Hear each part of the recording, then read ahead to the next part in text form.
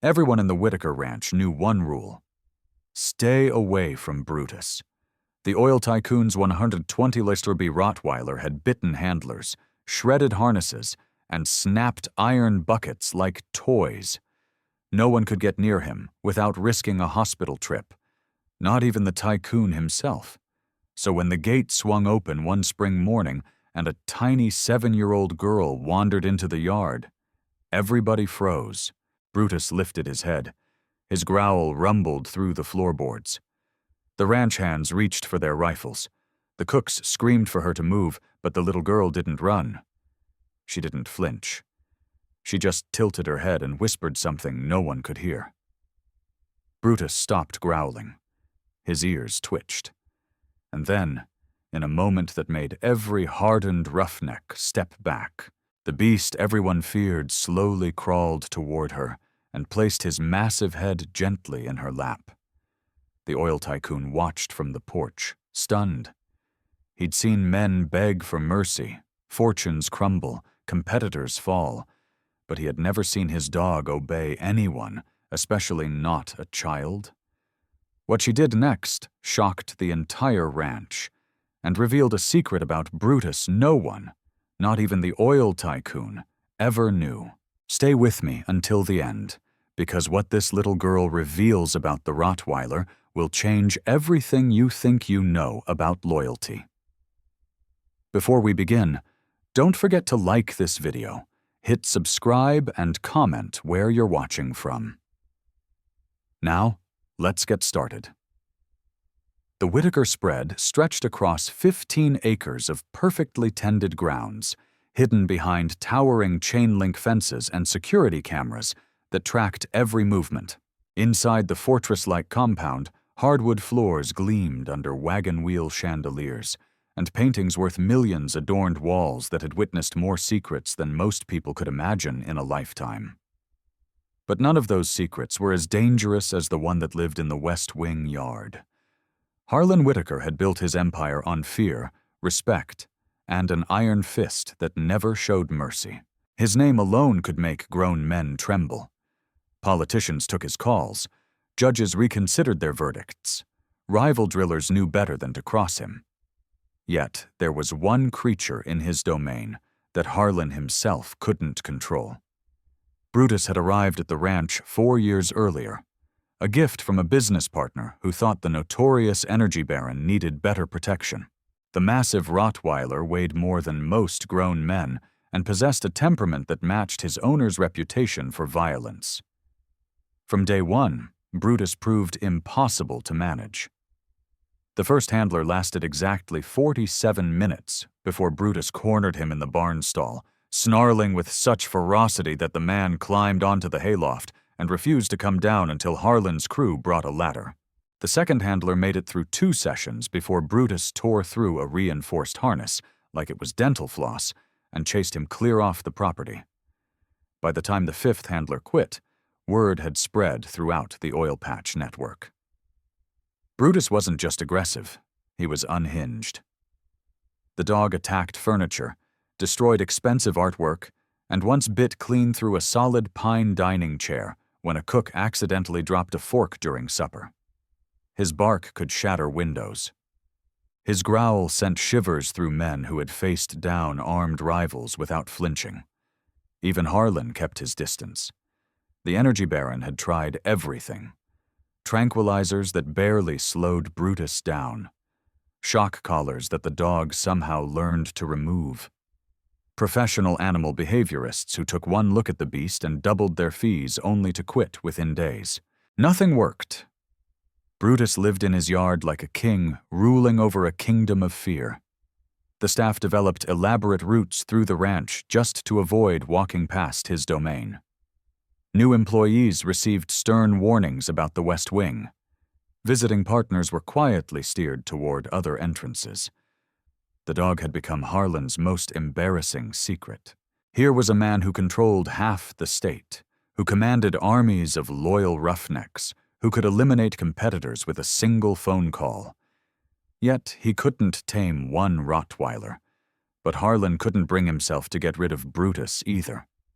Deep down, Beneath layers of hardened business instinct, Harlan recognized something in the dog's fierce independence, something that reminded him of his own refusal to bow to anyone.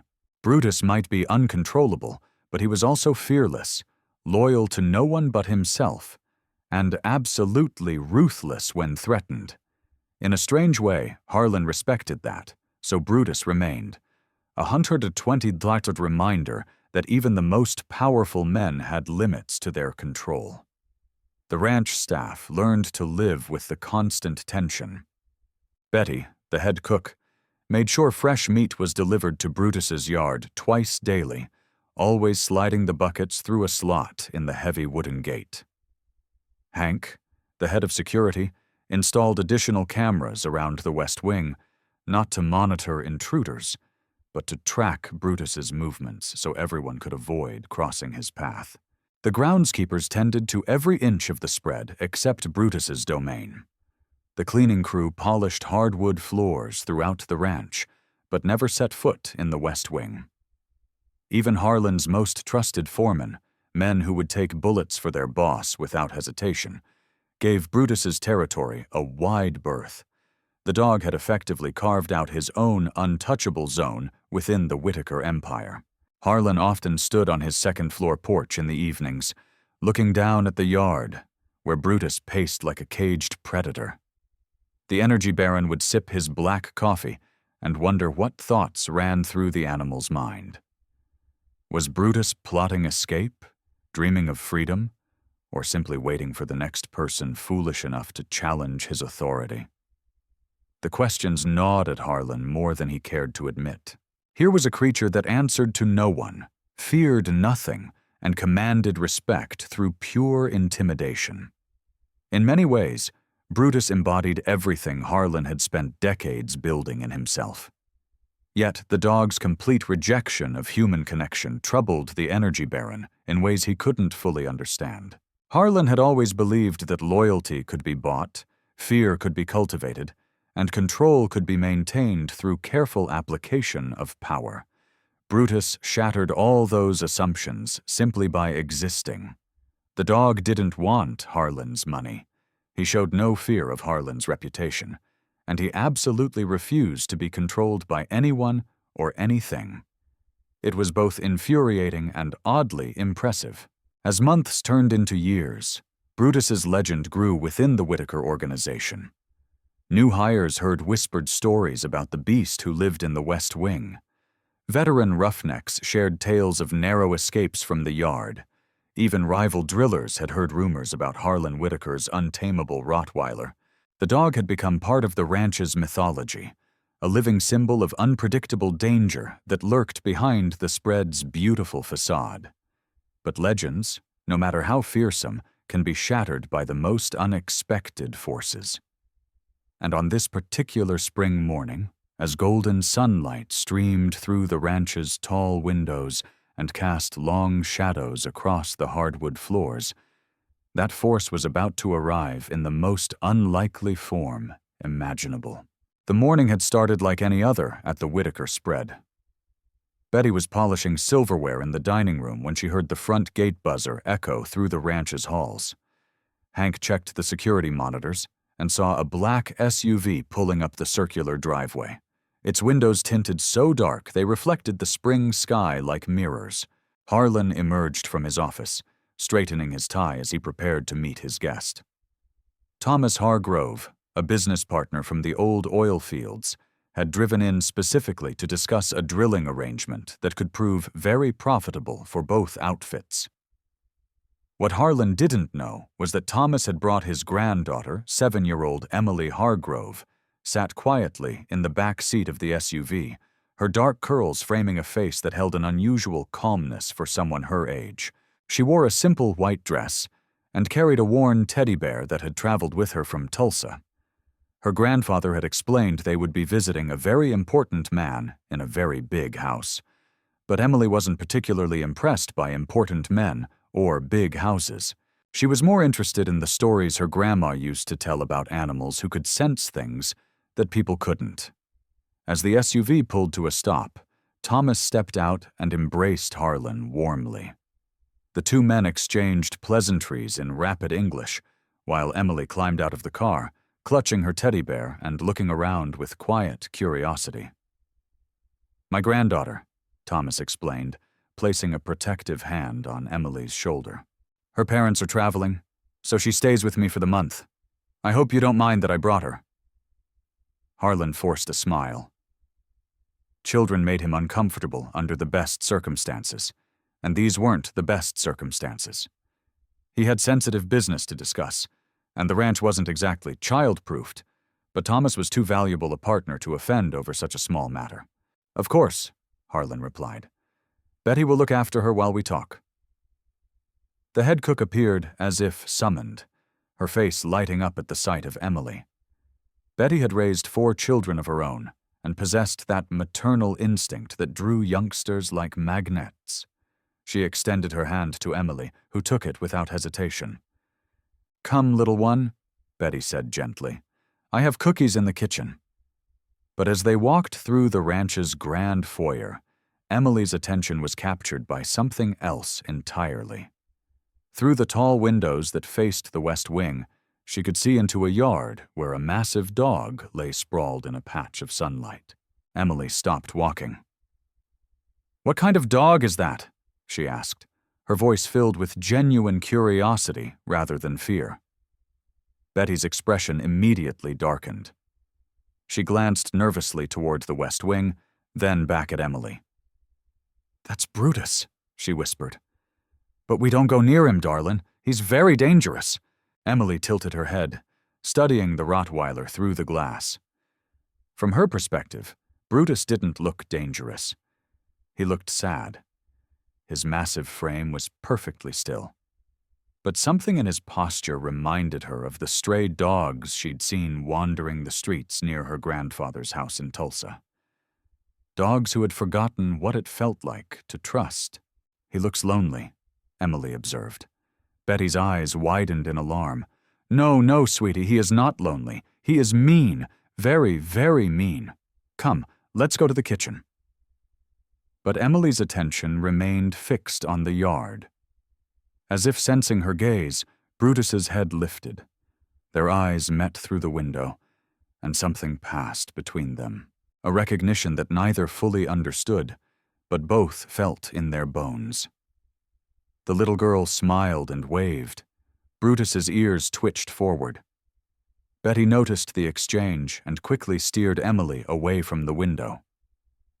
"Come now," she insisted, her voice carrying a note of panic. "Mr. Whitaker would be very angry if something happened to you."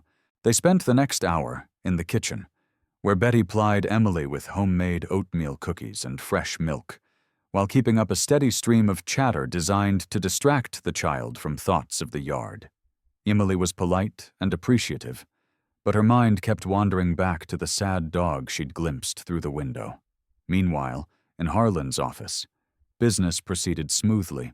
Thomas and Harlan discussed drilling routes, payment schedules, and the intricate logistics of moving certain equipment through certain leases without attracting unwanted attention. Both men were pleased with the arrangements they were negotiating. It was during a brief pause in their conversation as Harlan stepped onto his porch to take a phone call that disaster struck. Emily had excused herself to use the bathroom. Betty, trusting the child's polite demeanor, had pointed her toward the guest facilities near the main foyer. But instead of following the hallway to the bathroom, Emily had taken a different path entirely. She remembered seeing a door near the windows that overlooked the yard. Her 7-year-old logic told her that if there was a door, it must lead somewhere. And if it led to the yard, maybe she could get a closer look at the lonely dog. The heavy wooden gate was unlocked. Emily pushed it open with both hands, surprised by its weight, and stepped into the west wing yard. The morning sun felt warm on her face. The yard was larger than she'd expected, with gravel paths winding between planters filled with flowering shrubs. It would have been beautiful, if not for the absolute silence that seemed to press down from all sides. Brutus lay exactly where she'd seen him through the window. But now Emily could appreciate his true size. The Rottweiler was enormous, his broad chest rising and falling with each breath, his powerful frame radiating barely contained energy even in rest. As Emily's foot touched the gravel path, Brutus's eyes snapped open. The change in him was immediate and terrifying. His massive frame tensed, his lips pulled back to reveal teeth that looked capable of crushing bone. A growl rumbled from deep in his chest, so low and menacing that it seemed to vibrate through the yard gravel. Emily froze, not from fear, but from recognition. She had heard that sound before during the long nights when her grandma was dying. The old woman had made similar sounds when pain gripped her so tightly that words couldn't escape. It wasn't anger in Brutus's growl. It was anguish. "You're hurting," Emily whispered. Her voice carried across the yard with startling clarity. Brutus's growl faltered. His ears, which had been flattened against his skull in aggressive warning, began to lift. Emily took a small step forward, still clutching her teddy bear. "My grandma hurt too," she continued, her voice gentle and unafraid. She made sounds like that when the sickness was really bad, but she felt better when someone sat with her. Brutus's massive head tilted slightly, as if trying to understand this small human who showed no fear of his size or his reputation. Emily took another step, then another, moving slowly but with purpose. "I used to read to her," she explained conversationally, stories about brave cowboys and magical ranches. She said the stories helped her remember good things instead of just the hurting. By now, several staff members had discovered Emily's absence from the kitchen. Betty's panicked shouts echoed through the ranch halls. Hank's heavy footsteps pounded across hardwood floors as he raced toward the west wing. From his office, Harlan could hear the commotion and was already moving toward his porch to investigate. But Emily heard none of it. Her entire attention was focused on the massive dog who watched her approach with an expression that was gradually shifting from hostility to something resembling curiosity. "You don't have to be afraid," Emily said now, close enough to see the scars that crisscrossed Brutus's face and neck. "I won't hurt you." She sat down on the gravel path just out of reach of Brutus's powerful jaws and arranged her white dress carefully around her legs. Then she looked up at him with eyes that held no judgment, no fear, and no expectation beyond simple companionship. "Would you like to hear a story?" she asked for a moment that stretched like eternity. The yard held its breath.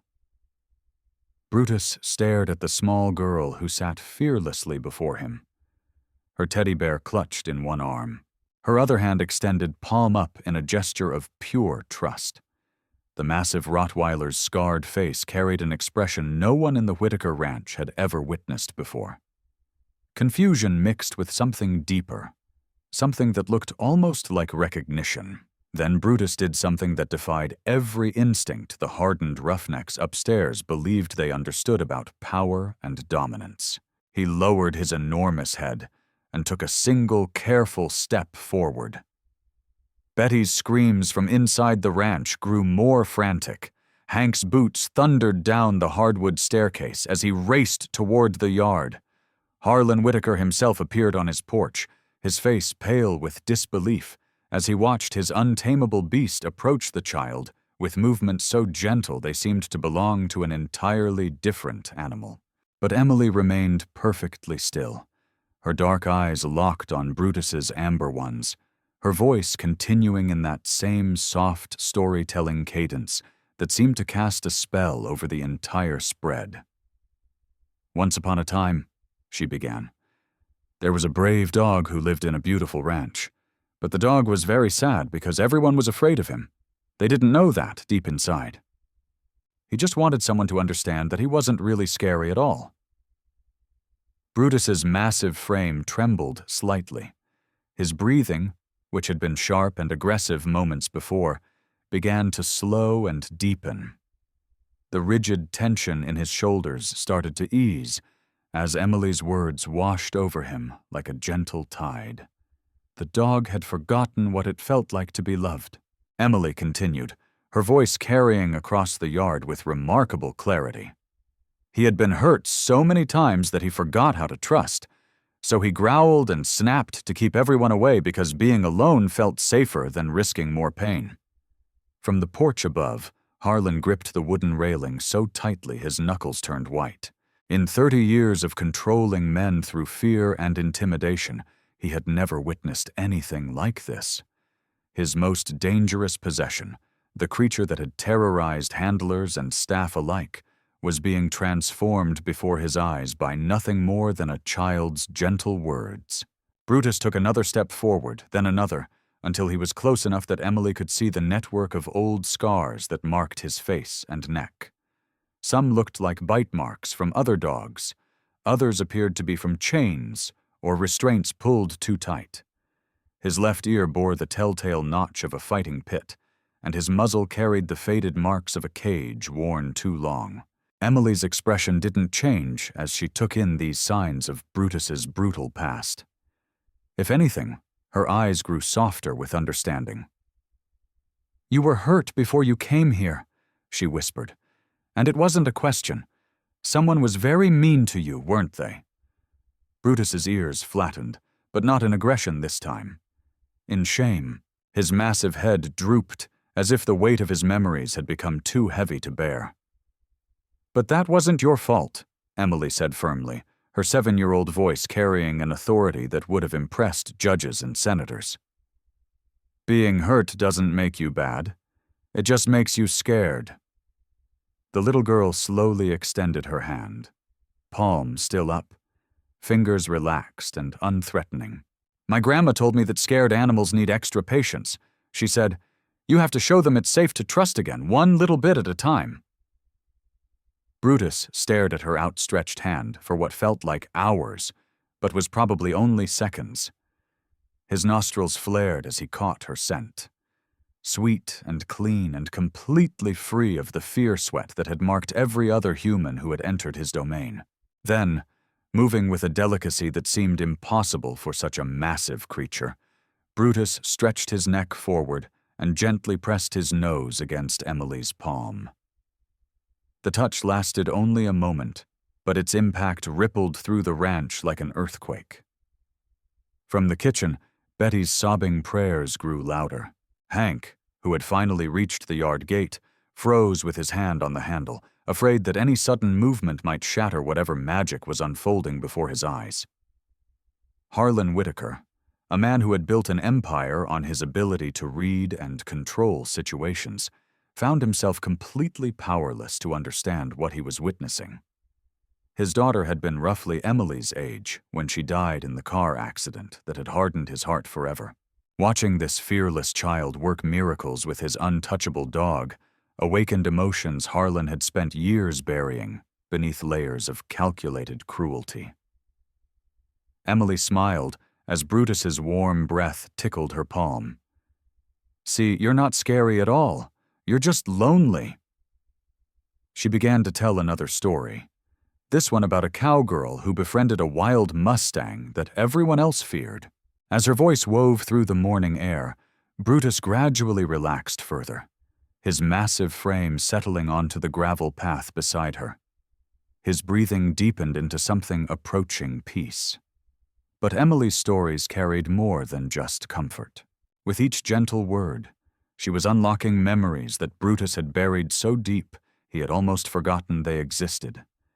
Images of a time before the fighting pits, before the chains and cages, before the systematic brutalization that had turned a loving puppy into a weapon of pure aggression.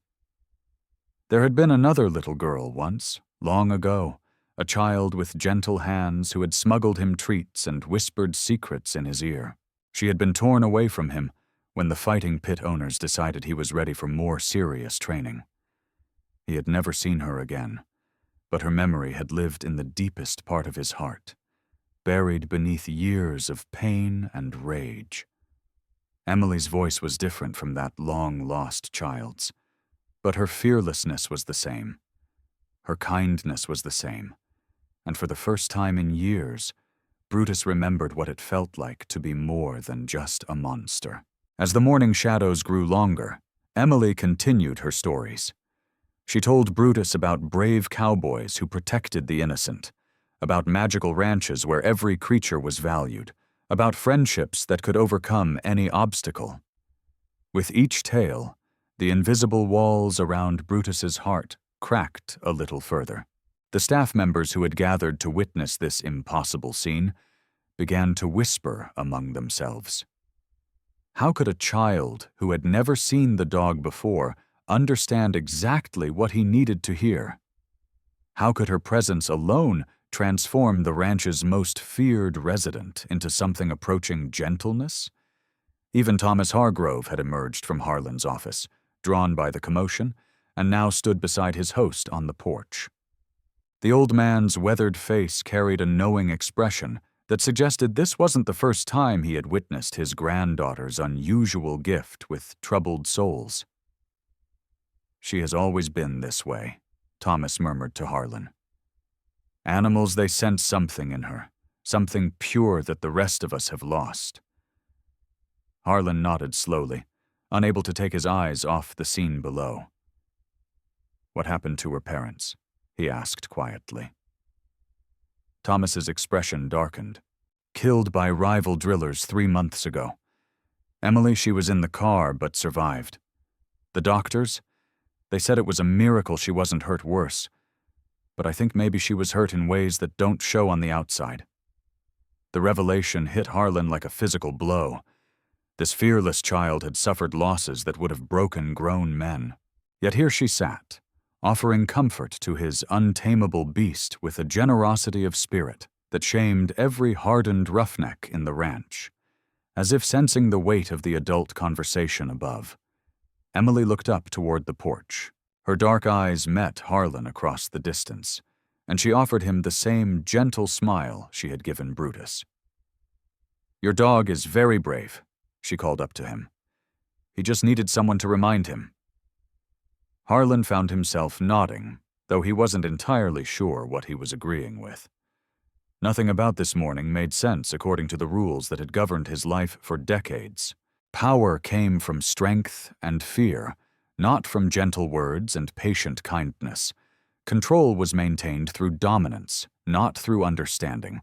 Yet here was proof that his fundamental assumptions about the nature of strength might be completely wrong. Emily had accomplished in 20 minutes what teams of professional handlers had failed to achieve in 4 years. She had reached past Brutus's aggression to touch something deeper, something that no amount of force or intimidation could access. As the sun began to climb over the Whitaker spread, casting golden light across the yard, Emily finally stood up and brushed the dust from her white dress. Brutus immediately rose as well, his massive frame positioning itself protectively beside her much smaller one. "I should probably go back to my grandfather now," Emily said, speaking to Brutus as if he could understand every word. "But maybe I can visit you again tomorrow." Brutus's tail, which hadn't wagged in anyone's memory, gave a small, tentative wag. The sight of that simple gesture broke something loose in Harlan Whitaker's chest. He gripped the porch railing tighter, fighting back emotions he had thought were dead and buried with his own daughter. Below in the yard, Emily reached up and gently stroked Brutus's scarred cheek. "Remember what I told you about being brave?" she whispered. "You don't have to be afraid anymore. You have friends now." As she walked toward the yard gate, Brutus followed a few steps before stopping, as if some invisible harness held him back. But his eyes remained fixed on Emily until she disappeared through the doorway, and even then he continued staring at the spot where she had been. The ranch erupted in whispered conversations and nervous laughter as the staff tried to process what they had witnessed, but Harlan remained on his porch, watching his transformed dog settle back onto the gravel path with an expression of patient waiting. For the first time in 4 years, Brutus wasn't pacing his domain like a caged predator. He was simply lying still, his amber eyes focused on the gate through which Emily had vanished, his entire being radiating a calm contentment that seemed to spread through the very air around him. That evening, after Emily had been reunited with her grandfather, and the ranch had settled into an uneasy quiet, Harlan found himself standing alone in the yard. The gravel paths gleamed silver under the moonlight, and the air carried the faint scent of mesquite from the fields beyond. But his attention was fixed entirely on Brutus, who lay in the exact spot where Emily had left him hours earlier. The massive Rottweiler hadn't moved. He remained curled on the gravel, his amber eyes reflecting the pale light as they stayed locked on the gate through which the little girl had disappeared. Every few minutes his ears would perk up at distant sounds from within the ranch, hope flickering across his scarred features before fading back into patient waiting. Harlan had never seen anything like it. For 4 years, Brutus had been a force of pure destruction, a living weapon that even Harlan couldn't control. Yet, one morning with a 7-year-old girl had transformed him into something Harlan barely recognized. The change wasn't temporary either. Hours had passed, and Brutus showed no signs of returning to his old aggressive patterns. Hank appeared at Harlan's shoulder, his weathered face creased with confusion. "Boss," he said quietly, "what do we do about this? The men are asking questions." Harlan understood the concern.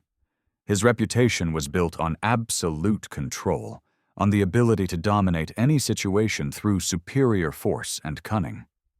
Having his most dangerous possession tamed by a child raised uncomfortable questions about his authority. Word would spread beyond the ranch fences. Rival drillers would hear whispers about Harlan Whitaker's softening, about weakness creeping into his empire. But as Harlan watched Brutus's vigil, he found himself caring less about those implications than he would have expected. "Tell the men to keep their mouths shut," he said finally. "What happened here today stays here." Hank nodded and melted back into the shadows. But Harlan remained in the yard. Something about Brutus's transformation nagged at him, demanding deeper examination. The dog's change had been too complete, too immediate to be explained by simple training or even exceptional kindness. Harlan had witnessed Emily's gentleness, heard her soothing words, seen her fearless approach. But there had been something else in the interaction, something that transcended normal human-animal bonding. The way Brutus had responded to her presence suggested recognition rather than mere acceptance. A memory stirred in Harlan's mind. 4 years ago, when Brutus had first arrived at the ranch, the business partner who delivered him had mentioned the dog's background, something about fighting pits and previous owners. Harlan hadn't paid much attention to the details then, focused as he was on acquiring what he believed would be the perfect guard dog. Now those forgotten details seemed crucial. Harlan pulled out his phone and scrolled through his contacts until he found the number he needed. Clyde Baxter answered on the second ring, his gravelly voice carrying the weariness of a man who conducted most of his business after midnight. "Harlan, what can I do for you at this ungodly hour?" "The dog you brought me 4 years ago," Harlan said without preamble. "Brutus, I need to know everything about where he came from." There was a pause on the other end of the line. "That's ancient history, Harlan. Why the sudden interest?" "Just tell me." Clyde sighed, the sound crackling through the phone speaker.